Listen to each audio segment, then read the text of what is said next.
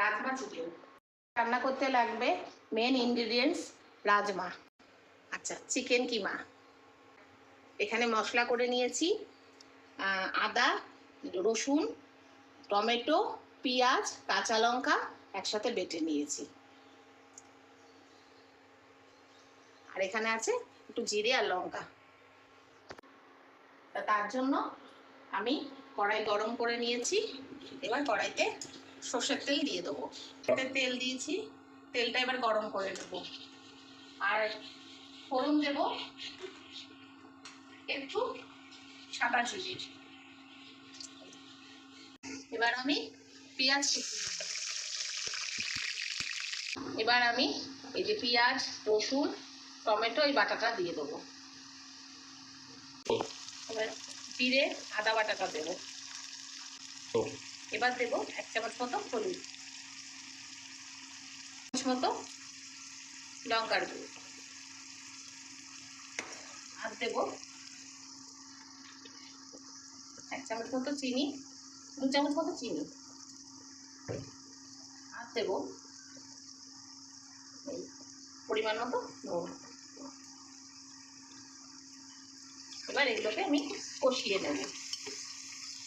আমি কষিয়ে নিয়েছি, এবার এর মধ্যে আমি চিকেনের কিমাটা দিয়ে দেবো, ভালো করে মিশিয়ে দেবো।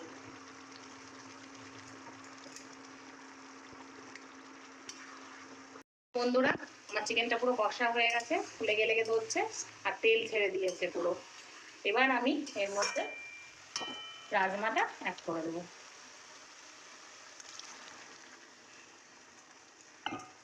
আর দেব সামান্য একটু ভাজা মশলা, 2 চামচ মতো। আর মিশিয়ে নিই সবটা।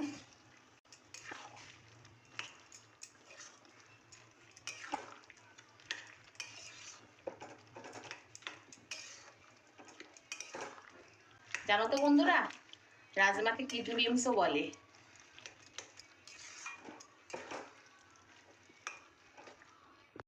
আমার চিকেনটা সেদ্ধ হয়ে গেছে।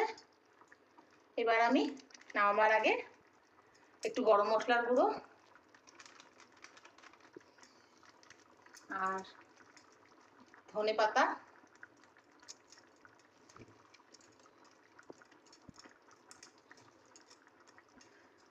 আর একটু ঘি ছড়িয়ে নামিয়ে নেব। ব্যাস রেডি হয়ে গেল আমার চিকেন রাজমা বা রাজমা চিকেন, যাই বলো না কেন তোমরা। তৈরি হয়ে গেল।